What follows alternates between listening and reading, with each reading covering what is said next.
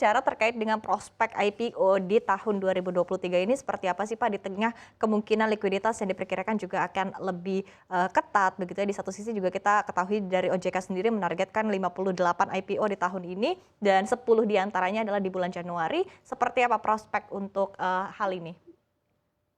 Kalau prospek untuk IPO 2023 itu prospek karena kalau kita melihat GDP Indonesia diperkirakan 5% ya. Ya mungkin sedikit ada koreksi, tapi inti poinnya adalah kita pertama itu mempunyai sumber alam yang menjadi kekuatan kita.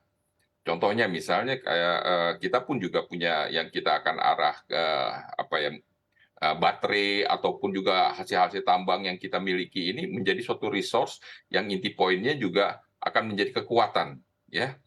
Nah, bagaimana, prospek ke depannya? Nah, ini menjadi persoalannya adalah perusahaan-perusahaan itu sendiri, bagaimana dia menyiapkan untuk IPO. Contohnya, dia perusahaan untuk menyiapkan IPO harus dia punya apa, dia menerapkan GRC, Governance Risk Compliance secara baik dan benar. Nah, ini menjadi suatu pertimbangan dan pertimbangan selanjutnya industrinya itu juga harus ESG, Environmental Social Governance. Sekarang ini investor selalu akan menanyakan, gimana penerapan ESG mereka? Bagaimana prospek ke depannya? Sekarang kalau misalnya dia menerapkan ESG maupun juga renewable energy, itu akan menjadi suatu yang menarik buat investor sekarang, terutama investor asing ya. Mereka concern terhadap ini.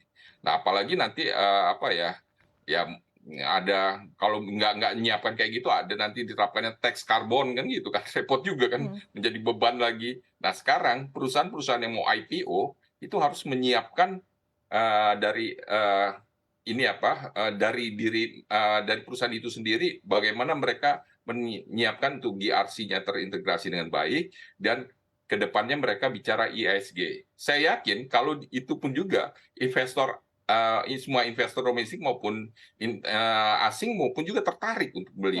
Oh ya, kita paling tidak bisa menyelamatkan ya. bumi ini untuk anak cucu kita ke depan. Dan Mmm. ini menjadi suatu tren ya ke depan. Karena di luar negeri udah IHSG itu menjadi suatu keharusan gitu. Oke, baik. Tadi tidak hanya berarti dari sisi kinerja juga yang harus dipersiapkan, tapi juga dari prinsip-prinsip fundamental ke depannya begitu ya Pak Ambun. Nah kemudian ini Ya pertanyaan betul. terakhir Pak Ambun terkait dengan proyeksi IPO, tapi dari sisi sektoral begitu. Karena kalau kita lihat dalam beberapa tahun terakhir begitu yang kerap menjadi perhatian utama dari masyarakat untuk perusahaan-perusahaan yang melakukan IPO ini adalah dari sektor teknologi yang biasanya juga perhatiannya lebih khusus begitu Pak. Nah tapi di satu sisi kita ketahui bahwa tahun ini juga tampaknya bukan tahun yang baik untuk teknologi dan di satu sisi, sektor apa saja yang masih menarik untuk diperhatikan oleh para pelaku pasar untuk IPO di sepanjang tahun 2023 ini?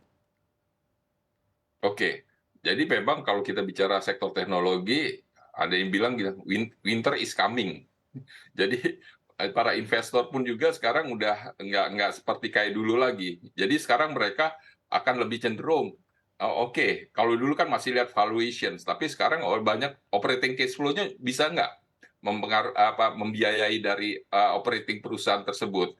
Jadi udah untuk nama bakar uang itu pun juga menjadi bukan suatu ini lagi apa suatu kekuatan ya, itu berbeda. Jadi untuk yang startup yang mau IPO pun juga harus sudah menyiapkan hal tersebut. Jadi jangan kembali ke masa lalu.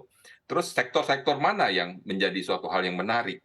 Nah, itulah yang saya sampaikan bahwa perusahaan-perusahaan sektor apabila mereka menyiapkan dengan GRC, Governance Risk Compliance mereka dengan terintegrasi dengan baik dan kaitannya dengan ESG itu akan menjadi suatu prospek yang bagus. Nah, sektor mana yang akan menjadi suatu hal yang menarik di sini?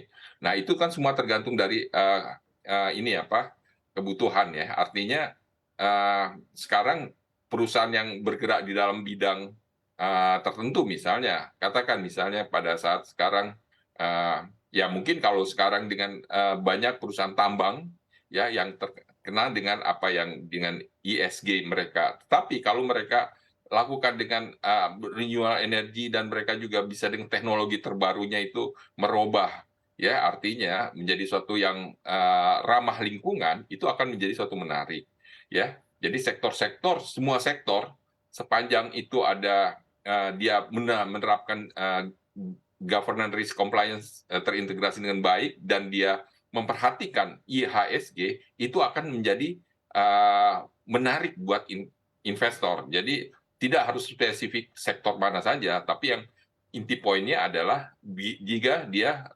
menerapkan ISG secara baik dan benar. Semua sektor ya memang ada sektor pembiayaan, memang dibilang katakan cukup berat ya, tapi kalau dia arahnya ke ISG dan sesuai dengan ekspektasi investor, ya mungkin akan menjadi suatu hal yang menarik gitu. Oke, baik.